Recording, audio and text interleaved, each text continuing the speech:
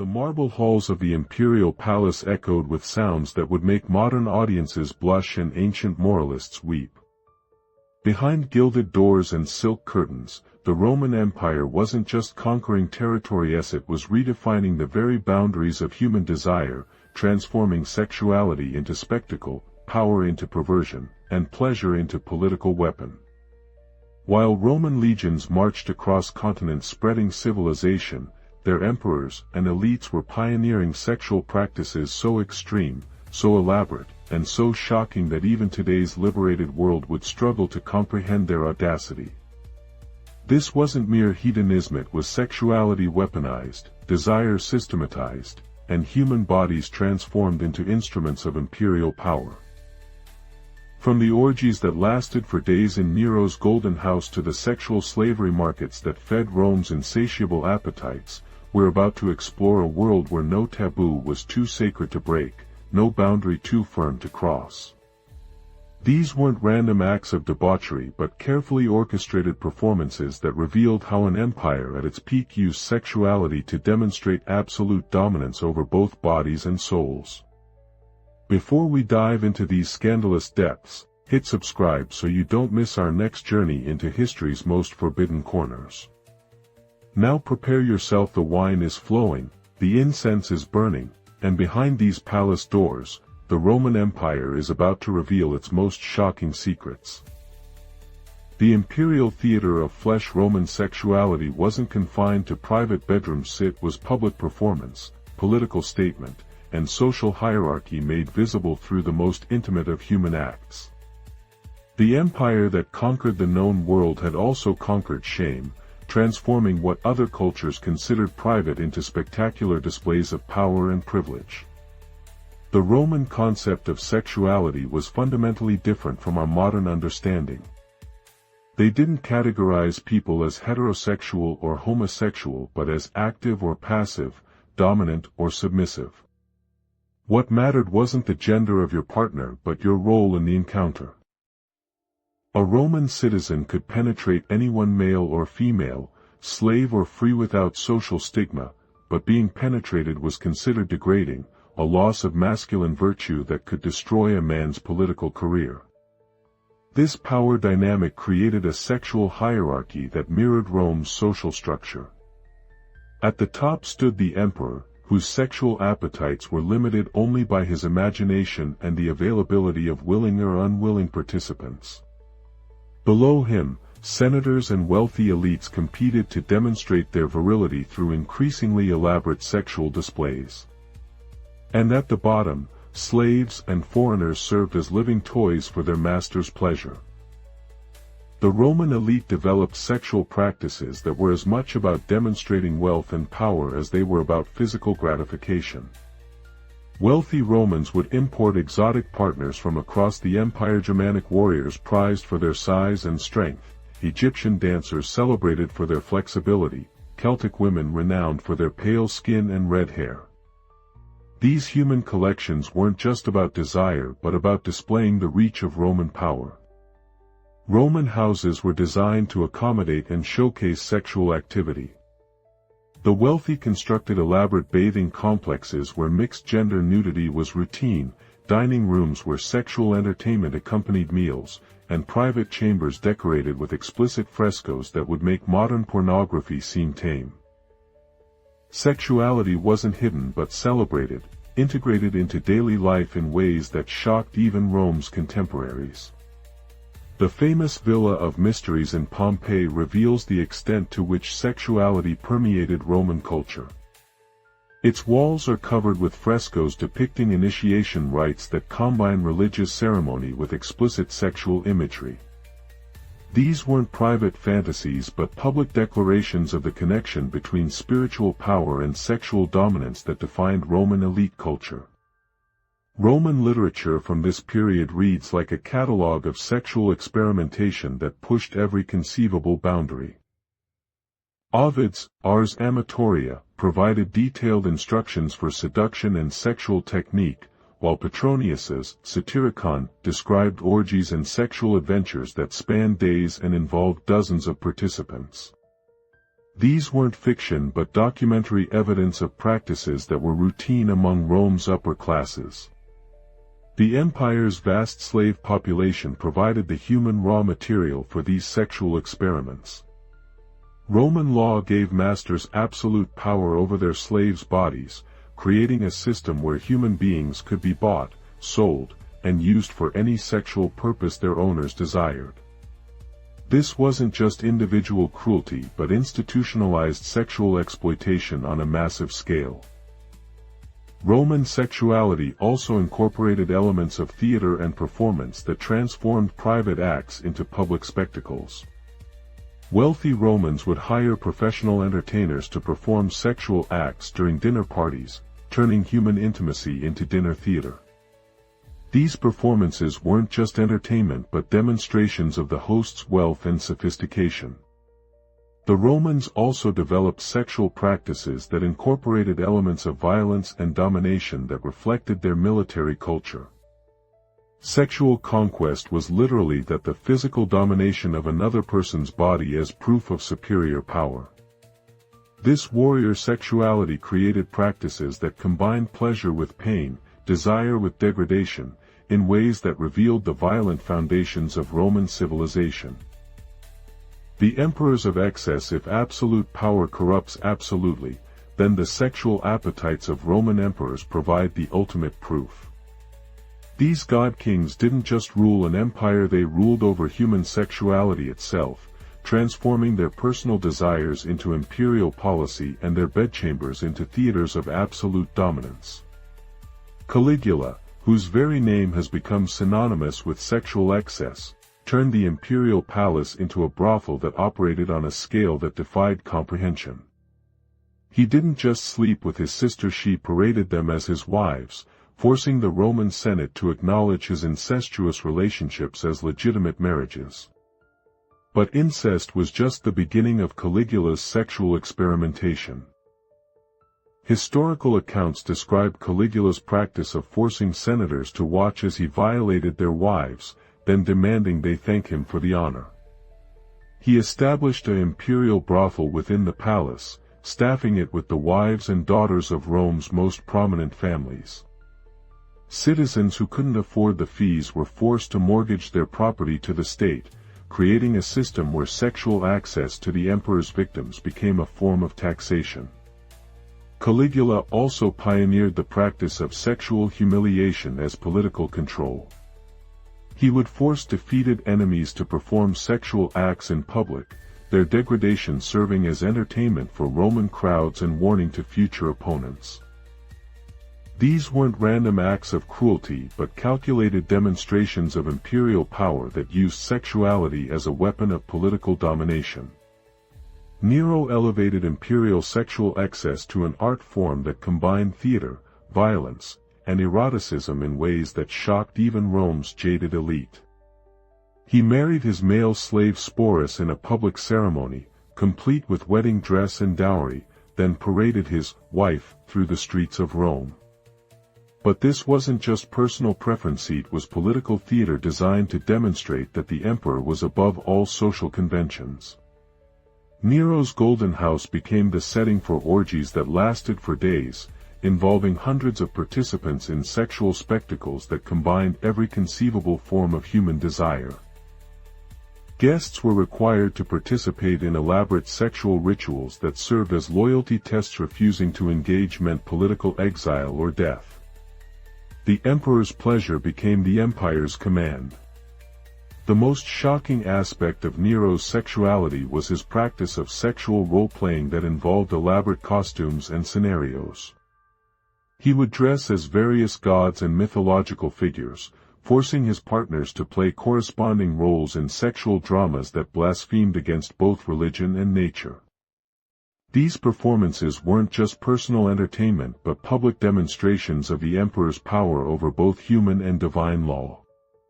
Commodus transformed the imperial palace into a sexual arena where gladiatorial combat merged with erotic performance. He forced captured enemies to fight naked while he watched from a throne surrounded by his concubines, their deaths serving as foreplay for the orgies that followed. Violence and sexuality became indistinguishable in spectacles that revealed the sadistic core of imperial power. But perhaps most disturbing was Commodus's practice of sexual hunting, where human beings were released into the palace gardens and hunted like animals, their capture leading to sexual assault that was presented as divine right. These hunts weren't random violence but organized entertainment that combined the emperor's love of spectacle with his sexual appetites. Elagabalus pushed imperial sexual experimentation into territory that challenged the very concept of gender and identity. This teenage emperor, who ruled from 218 to 222 CE, reportedly offered vast sums to any surgeon who could transform his male body into a female one. He married multiple men in elaborate ceremonies, taking the passive role in relationships that scandalized even Rome's permissive society. Elagabalus also established what may have been history's first state-sponsored transgender brothel, staffing it with individuals who had undergone various forms of gender modification. These establishments weren't just personal indulgences but imperial institutions that demonstrated the emperor's power to reshape human nature itself. The sexual practices of these emperors weren't just personal preferences but imperial policies that affected millions of lives. Their appetites created markets for human trafficking, established precedents for sexual violence, and normalized practices that would have been considered abominations in any other society. They transformed sexuality from private intimacy into public spectacle, personal desire into political weapon. The slave markets of desire behind every Roman sexual fantasy stood a vast commercial infrastructure dedicated to the buying, selling, and training of human beings for erotic purposes.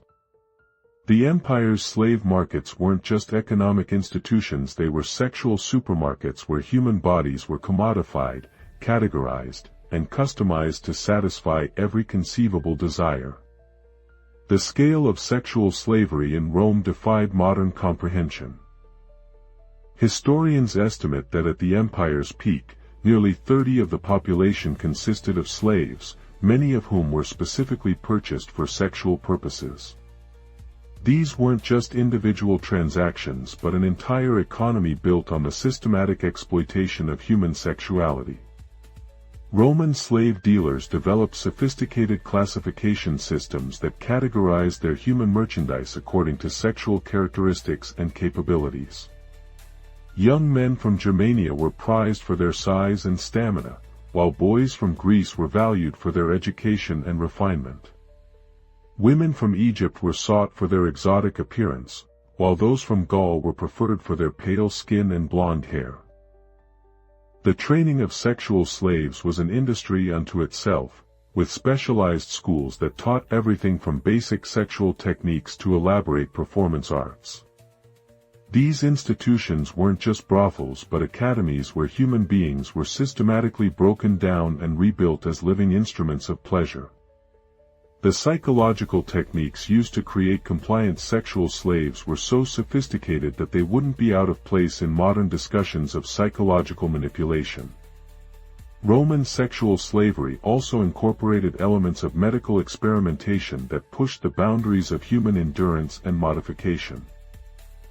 Slave dealers would employ physicians to enhance their merchandise through various procedures, surgical modifications to increase sexual capacity, drug treatments to enhance stamina, and even primitive forms of cosmetic surgery to create more appealing physical characteristics. The most expensive sexual slaves were those who had been trained in specific fantasy roles. Roman buyers could purchase slaves who had been conditioned to act as mythological figures, historical characters, or exotic foreigners. These human actors weren't just performing roles, they had been psychologically programmed to embody their characters completely, their original identities erased and replaced with whatever fantasy their owners desired. Roman law provided detailed regulations for the sexual slave trade that reveal the systematic nature of this exploitation. Contracts specified exactly what sexual acts slaves were expected to perform, what physical modifications they had undergone, and what guarantees dealers provided regarding their merchandise's health and compliance. These weren't informal arrangements but legal documents that treated human sexuality as commercial property. The geographic reach of Roman sexual slavery was staggering. Dealers maintained networks that stretched from Britain to Egypt, from Spain to Syria, constantly seeking new sources of human merchandise to feed Rome's insatiable appetites. Entire regions were systematically raided not for gold or territory but for attractive young people who could be processed into sexual commodities. The psychological impact of sexual slavery on Roman society was profound. Citizens grew up in a world where human beings could be purchased for any sexual purpose, where consent was irrelevant, and where the most intimate human experiences were reduced to commercial transactions. This normalization of sexual exploitation created a culture where empathy was a luxury that few could afford. Roman sexual slavery also created elaborate hierarchies within the slave population itself. At the top were the educated courtesans who served the imperial court, living in luxury while remaining property. Below them were the specialized performers who entertained at private parties. And at the bottom were the common prostitutes who served in public brothels, their lives brutal and short. The economic impact of sexual slavery was enormous. Wealthy Romans would spend fortunes assembling collections of sexual slaves, treating human beings like art objects to be displayed and enjoyed. These collections weren't just personal indulgences but status symbols that demonstrated their owners' wealth and sophistication.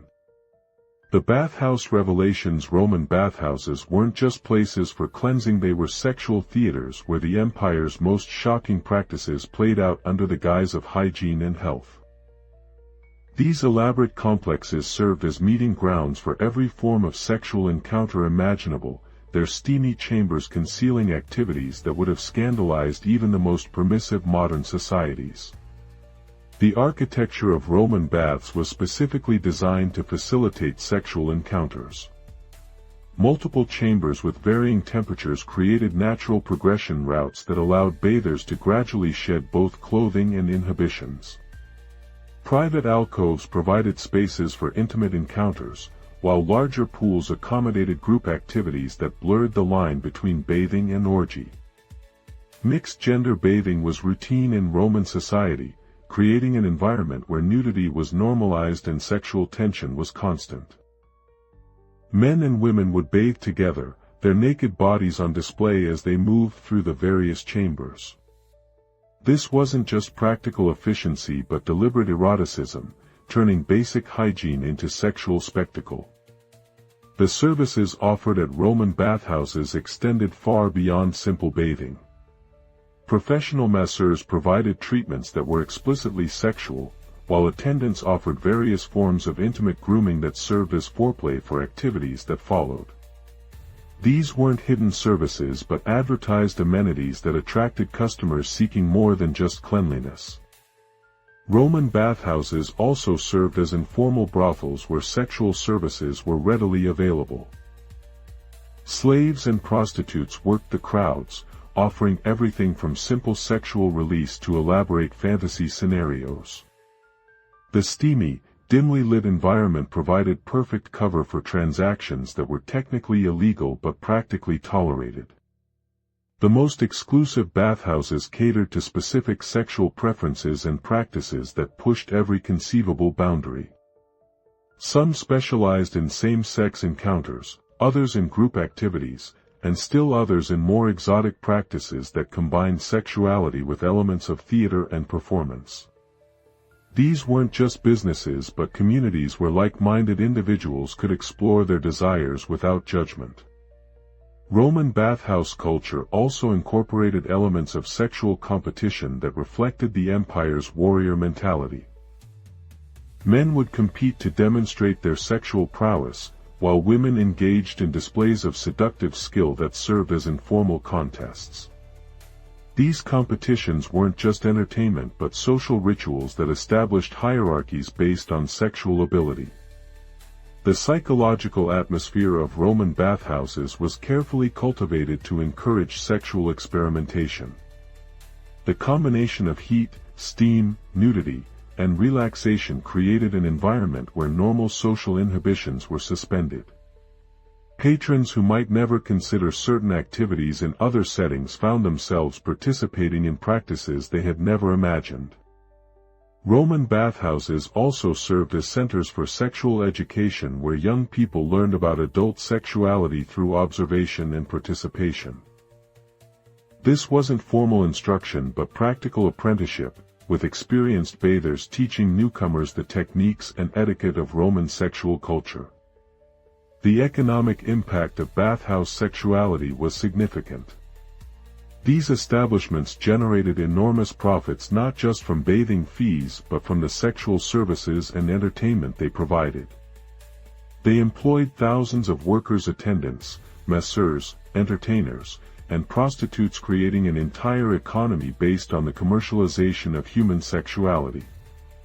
The social function of Roman bathhouses extended beyond mere pleasure to serve as venues for political networking and business negotiations. Important deals were struck in steamy chambers where naked participants couldn't conceal weapons or recording devices. The vulnerability of nudity created an atmosphere of forced intimacy that facilitated both sexual and political connections. The festivals of flesh. Roman religious festivals weren't just spiritual observances, they were sanctioned orgies where the empire's most extreme sexual practices were not only tolerated but actively encouraged as forms of divine worship. These celebrations transformed sexuality from private indulgence into public ritual, creating spectacles that combined religious devotion with erotic excess on a scale that defied comprehension. The Floralia, honoring the goddess Flora, became an annual celebration of sexual liberation that lasted for 6 days and nights. During this festival, normal social rules were suspended, allowing behaviors that would be scandalous at any other time. Prostitutes performed naked in the streets, citizens engaged in public sexual acts, and the boundaries between sacred and profane dissolved in a haze of wine, incense, and human flesh. The festival's religious justification provided cover for activities that pushed every conceivable boundary. Participants believed they were honoring the goddess of fertility through their sexual acts, transforming what might otherwise be considered debauchery into sacred duty. This religious framework allowed Romans to engage in practices they might normally condemn while maintaining their sense of moral superiority. The Lupercalia festival combined sexuality with violence in ways that revealed the sadistic undercurrents of Roman culture. Young men would run naked through the streets, striking women with leather thongs made from sacrificed goats. These beatings weren't just ritual, they were foreplay for the sexual encounters that followed, creating a festival where pain and pleasure intermingled in disturbing ways. The festival's participants weren't random volunteers but carefully selected individuals whose bodies and sexual skills made them worthy of public display. The most attractive young men and women competed for the honor of representing their neighborhoods in these sexual spectacles, their performances serving as entertainment for thousands of spectators. The Bacchanalia festivals, dedicated to the wine god Bacchus, became notorious for sexual excesses that eventually scandalized even Rome's permissive society. These celebrations combined religious ritual with sexual orgy in ways that created new forms of worship based entirely on physical pleasure and intoxication. Participants in Bacchanalia festivals engaged in elaborate sexual rituals that were believed to grant divine favor and spiritual enlightenment. These weren't just random encounters but carefully choreographed ceremonies where specific sexual acts corresponded to different aspects of divine worship. The line between sexuality and spirituality disappeared entirely in rituals that treated human bodies as sacred vessels. The scale of these festivals was staggering. Thousands of participants would gather in public spaces, their sexual activities creating spectacles that could be seen and heard throughout the city. The sounds of pleasure echoed off marble buildings while the sense of human passion mixed with burning incense to create an atmosphere that was both sacred and profane. Roman authorities eventually attempted to regulate these festivals, not because they objected to the sexual content but because they feared the political implications of large gatherings where normal social hierarchies were suspended. The sexual freedom of religious festivals created spaces where slaves and citizens, men and women, could interact as equals, a dangerous precedent in a society built on rigid social distinctions. The psychological impact of these festivals on Roman society was profound. Citizens who participated in religious orgies couldn't easily return to normal social roles and restrictions. The sexual liberation of festival time created expectations and desires that carried over into daily life, gradually eroding the social boundaries that maintained Roman order. The festivals also served as venues for sexual experimentation that pushed the boundaries of human experience. Participants would engage in practices they had never attempted, often under the influence of wine and drugs that lowered inhibitions and enhanced sensations. These experiments weren't just personal exploration but collective research into the limits of human sexuality. The gladiators of pleasure in the same arenas where gladiators fought to the death, another form of combat took place. Sexual contests where human beings competed not for survival but for the entertainment of crowds who cheered for pleasure rather than blood. These erotic gladiators transformed sexuality into spectator sport, creating performances that combined athletic skill with sexual prowess in ways that redefined both entertainment and human dignity. Roman sexual gladiators weren't just prostitutes performing in public, they were trained athletes whose bodies had been conditioned for maximum sexual performance and endurance. Like their martial counterparts, they underwent years of training that built specific muscle groups, enhanced stamina, and developed techniques that could satisfy both partners and audiences. The training schools for sexual gladiators were as sophisticated as any military academy. Students learned not just sexual techniques but performance skills: how to project passion to distant spectators, how to time their activities for maximum dramatic impact, and how to maintain arousal and performance under the pressure of public scrutiny. These sexual athletes were categorized into different classes based on their specialties and physical characteristics. Some were trained for endurance contests that could last for hours, while others specialized in acrobatic performances that combined sexuality with gymnastics. The most elite performers could command fees that rivaled those of the empire's greatest warriors. The audiences for these sexual spectacles weren't just seeking entertainment, they were studying technique and performance that they hoped to incorporate into their own sexual lives. Roman citizens would attend these contests as a form of continuing education, learning new positions, techniques, and approaches that could enhance their private encounters. The psychological preparation of sexual gladiators was as important as their physical training. They had to learn to perform intimate acts while being watched by thousands of strangers, maintaining arousal and emotional connection despite the artificial environment. This required mental conditioning that bordered on psychological manipulation. The most elaborate sexual gladiator contests involved multiple participants in complex scenarios that told stories while providing erotic entertainment. These weren't just random encounters but choreographed narratives that combined mythology, history, and sexuality in performances that could last for entire afternoons. The betting on sexual gladiator contests was as intense as wagering on traditional combat. Spectators would place bets not just on winners and losers but on specific aspects of performance duration, technique, and even the authenticity of the participants' apparent pleasure. This commercialization of human sexuality created markets that treated intimate human experiences as gambling opportunities.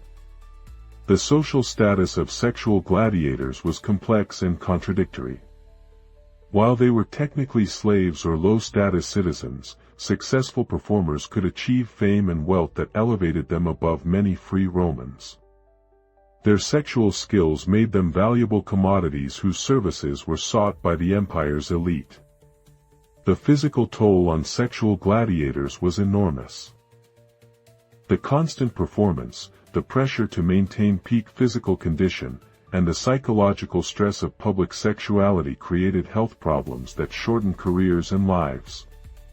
Many performers suffered from injuries and conditions that were the direct result of their sexual athletics. The retirement of sexual gladiators created another market for their services. Former performers often became trainers, teachers, or private entertainers for wealthy Romans who wanted to continue benefiting from their expertise. Their knowledge of sexual technique and performance made them valuable consultants for citizens seeking to improve their own intimate lives. The philosophical defenders of debauchery. While some Romans participated in extreme sexual practices and others simply tolerated them, a surprising number of the empire's greatest thinkers actively defended and intellectualized these behaviors, creating philosophical frameworks that transformed debauchery into wisdom and excess into enlightenment. Roman Stoic philosophers, despite their reputation for self-control, developed sophisticated arguments for sexual experimentation that went far beyond simple pleasure-seeking. They argued that exploring the full range of human sexuality was necessary for achieving true self-knowledge and that denying natural desires was itself a form of spiritual weakness. Seneca, one of Rome's most respected philosophers, wrote extensively about sexuality in ways that would shock modern readers. He argued that sexual pleasure was one of the few experiences that could temporarily free humans from the constraints of social convention and political obligation, providing access to a more authentic form of existence. The philosophical defense of Roman sexual practices often relied on arguments about the nature of power and freedom. Thinkers like Marcus Aurelius argued that true freedom required the ability to explore all aspects of human experience, including those that conventional morality might condemn.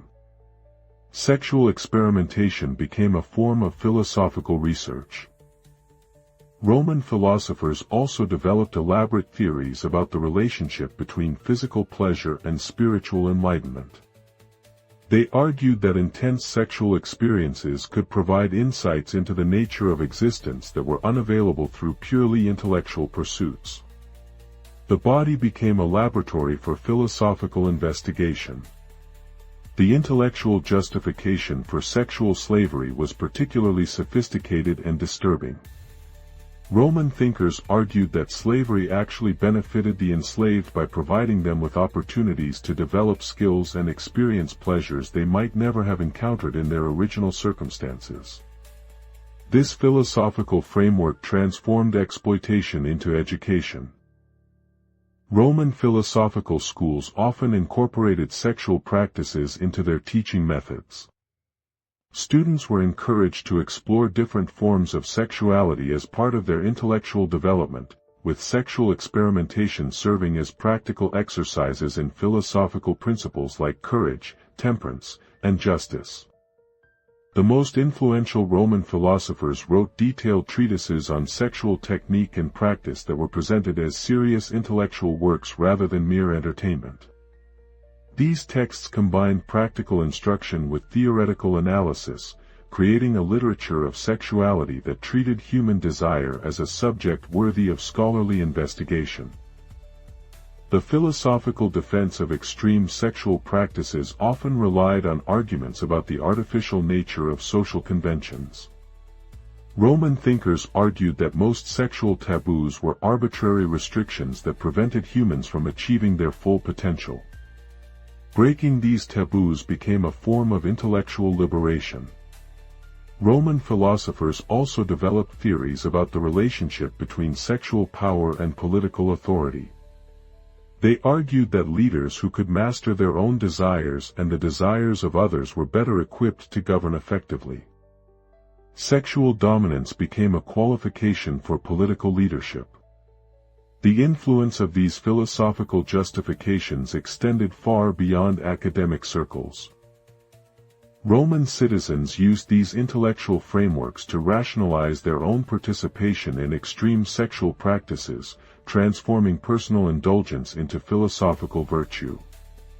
The empire's greatest thinkers have provided intellectual cover for its greatest excesses. The medical marketplace of desire. Roman physicians didn't just treat diseases, they enhanced sexual performance, modified bodies to increase erotic appeal, and developed procedures that pushed the boundaries of human sexuality in ways that wouldn't be matched until the modern era. The empire's medical establishment became a commercial laboratory where human sexuality was studied, manipulated, and commodified with scientific precision. Roman medical texts reveal a sophisticated understanding of human sexuality that combined anatomical knowledge with practical techniques for enhancing sexual pleasure and performance. Physicians developed detailed classifications of sexual disorders and created treatments that addressed everything from impotence to excessive desire. The enhancement of sexual performance was a major focus of Roman medicine. Doctors created elaborate drug cocktails that could increase stamina, enhance sensation, and prolong sexual encounters.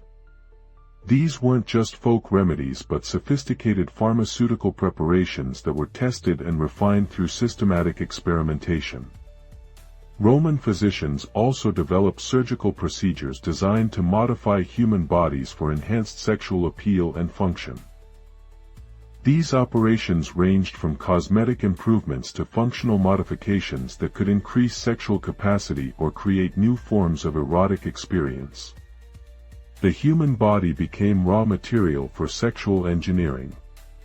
The medical treatment of sexual slaves was a specialized field that combined healing with enhancement. Physicians who worked with slave dealers developed techniques for maintaining and improving their human merchandise, ensuring that sexual slaves remained healthy and attractive throughout their careers. Roman medical schools included extensive training in sexual anatomy and technique, with students required to master both the theoretical and practical aspects of human sexuality. This education wasn't just academic but hands-on, with medical students gaining experience through direct practice with willing and unwilling subjects. The pharmaceutical industry that supported Roman sexuality was vast and sophisticated. Merchants imported exotic ingredients from across the empire to create aphrodisiacs, performance enhancers, and mood modifiers that could transform sexual experiences. These drugs weren't just recreational but medical treatments prescribed by qualified physicians. Roman doctors also developed procedures for gender modification that were remarkably advanced for their time. While complete sex change wasn't possible with ancient technology, physicians could perform operations that significantly altered sexual characteristics and function, creating individuals who challenged conventional categories of male and female. The psychological aspects of sexuality received as much attention as the physical. Roman physicians developed theories about the relationship between mental state and sexual performance, creating treatments that addressed both psychological and physiological aspects of sexual dysfunction. The medical documentation of Roman sexual practices provides some of the most detailed evidence we have about the empire's erotic culture. Physicians kept careful records of their treatments and procedures, creating a medical literature that serves as an inadvertent catalog of Roman sexual experimentation. The ethical framework that governed Roman sexual medicine was fundamentally different from modern medical ethics.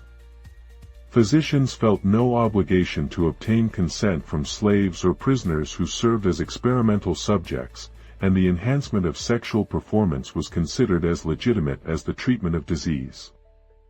The economic empire of Eros behind every Roman sexual practice stood a vast commercial infrastructure that transformed human desire into economic opportunity. The empire's erotic economy wasn't just about prostitution, it was a sophisticated system that commodified every aspect of human sexuality, creating markets that generated enormous wealth while systematically exploiting millions of human beings. The scale of Rome's sex industry defied modern comprehension.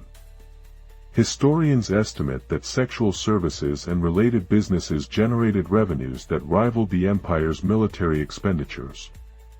This wasn't a marginal economy but a central pillar of Roman commercial life that employed hundreds of thousands of workers and generated tax revenues that funded imperial expansion. Roman entrepreneurs developed innovative business models that maximized profits from human sexuality. They created franchise systems that standardized sexual services across the empire, developed brand identities that marketed specific types of erotic experience, and established quality control systems that ensured customer satisfaction. The geographic reach of Rome's sexual economy was staggering. Trade routes that carried silk and spices also transported human beings destined for sexual slavery. Commercial networks that moved grain and wine also facilitated the movement of prostitutes and entertainers. The empire's economic infrastructure was inextricably linked to its sexual exploitation. Roman sexual businesses developed sophisticated marketing techniques that would be familiar to modern advertisers. They created promotional materials that advertised specific services, developed customer loyalty programs that rewarded repeat business, and established pricing structures that maximized revenue from different market segments. The taxation of sexual services provided significant revenue for imperial and local governments. Rather than prohibiting prostitution and related activities, Roman authorities regulated and taxed them, creating a legal framework that legitimized sexual commerce while generating public funds. The investment opportunities in Roman sexual businesses attracted capital from across the empire. Wealthy citizens would fund the construction of brothels, bathhouses, and entertainment venues, treating sexual commerce as just another form of real estate investment that could generate steady returns. The labor relations within Rome's sex industry were complex and often brutal. While some workers were slaves with no choice in their employment, others were free citizens who chose sexual work as a career option. The industry created hierarchies that ranged from elite courtesans who commanded enormous fees to street prostitutes who barely survived. Roman sexual businesses also developed ancillary services that expanded their market reach. They offered training programs for aspiring sex workers, consulting services for wealthy clients seeking to improve their sexual skills, and retail operations that sold everything from aphrodisiacs to specialized equipment. The technological innovations that emerged from Rome's sexual economy had applications far beyond erotic entertainment. The development of improved lubricants, contraceptives, and performance enhancers contributed to advances in medicine and chemistry that benefited the entire empire. The international trade in sexual services created diplomatic and cultural exchanges that influenced the development of Roman civilization. Foreign sexual practices and techniques were imported along with exotic goods, contributing to the cosmopolitan character that defined imperial culture.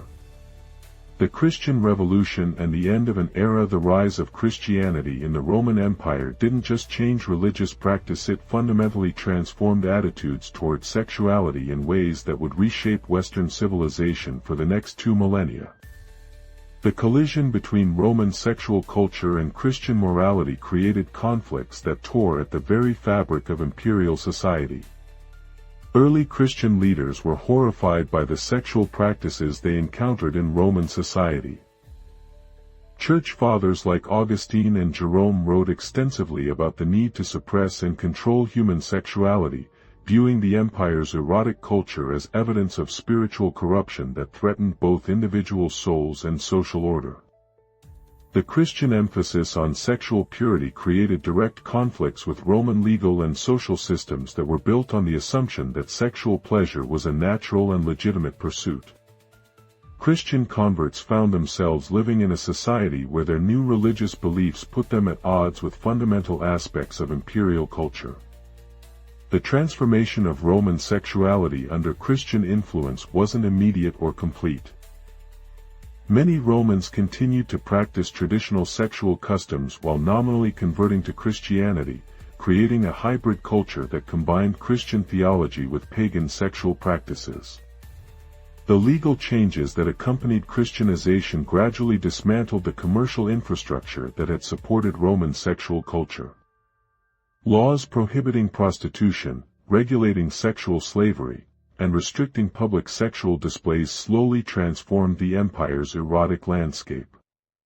The psychological impact of Christian sexual morality on Roman society was profound. Citizens who had grown up in a culture that celebrated sexual experimentation suddenly found themselves condemned for practices that had previously been considered normal and healthy. The economic consequences of Christian sexual reforms were significant. Industries that had employed hundreds of thousands of workers and generated enormous revenues were gradually suppressed, creating unemployment and economic disruption that contributed to the empire's decline. The cultural legacy of Roman sexuality persisted long after the empire's fall, influencing European attitudes towards sex and pleasure in ways that are still visible today. The tension between Roman hedonism and Christian morality became a defining characteristic of Western civilization. The documentation of Roman sexual practices by Christian critics provides some of our most detailed evidence about the empire's erotic culture. While these accounts were intended to condemn rather than celebrate, they preserve information about sexual practices that might otherwise have been lost to history. The transformation of Roman sexuality under Christian influence demonstrates how religious and cultural changes can fundamentally alter the most intimate aspects of human behavior. The empire that had once celebrated sexual experimentation became the foundation for a civilization that would spend centuries struggling with the legacy of its erotic past. The eternal echo of imperial desire. As we walk through the ruins of Pompeii today, past frescoes that still shock modern visitors with their explicit content, we're confronted with the uncomfortable reality that one of history's greatest civilizations built its glory on a foundation of systematic sexual exploitation that would make even our permissive age blush with shame. The Roman Empire's sexual practices weren't aberrations or signs of cultural decay. They were integral to the very systems that made Roman civilization possible. The slave labor that built their monuments, the wealth that funded their armies, and the social hierarchies that maintained their order all depended on the commodification of human sexuality in ways that treated intimate human experiences as commercial transactions.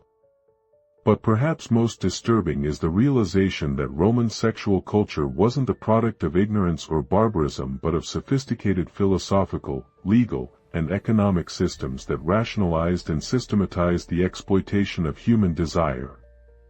The empire's greatest thinkers provided intellectual justification for practices that reduced human beings to sexual commodities, while its most advanced institutions created markets that treated intimacy as just another form of property. The Romans didn't just practice extreme sexuality, they perfected it, creating systems of sexual exploitation that were more sophisticated and systematic than anything the world had seen before or would see again until the modern era.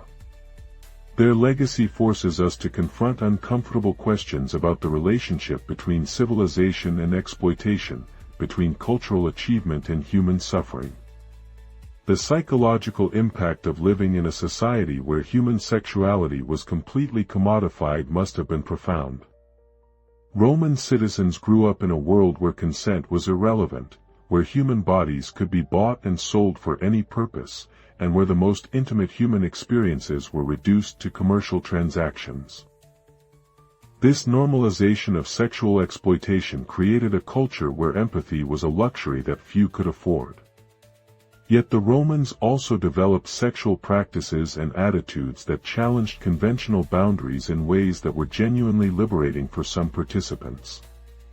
Their rejection of rigid gender roles, their celebration of sexual diversity, and their integration of sexuality into daily life created spaces for human expression that wouldn't be matched for centuries after the empire's fall. The Spanish conquest of the Americas, the European colonization of Africa and Asia, and even modern forms of human trafficking all echo patterns that were first perfected in Roman bedchambers and bathhouses. The empire's sexual legacy isn't just historical curiosity, it's a blueprint for exploitation that continues to influence human behavior today. Modern debates about sexuality, consent, and human dignity can't be understood without reference to the Roman precedents that established many of the patterns we're still struggling to overcome. The empire's sexual culture created templates for exploitation that have been adapted and refined by every subsequent civilization that sought to systematize human desire.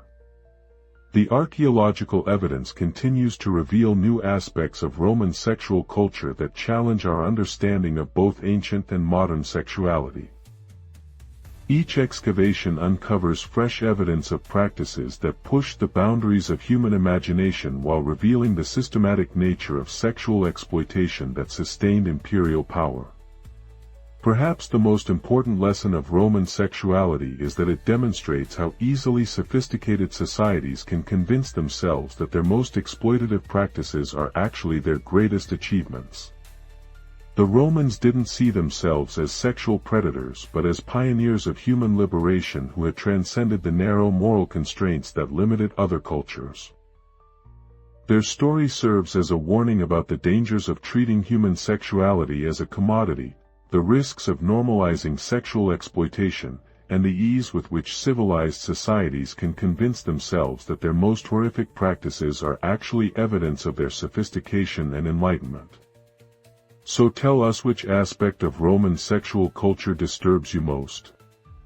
The systematic exploitation of slaves, the transformation of sexuality into public spectacle, or the way an entire civilization convinced itself that sexual exploitation was actually sexual liberation?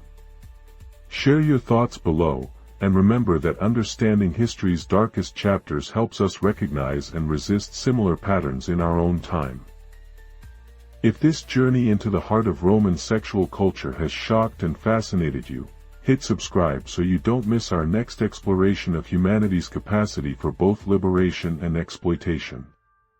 Until then, remember that the stories we tell here at Scandalous Pasts are fictional tales that may or may not be inspired by real events, but the lessons they teach about human nature and the corrupting influence of absolute power are all too real.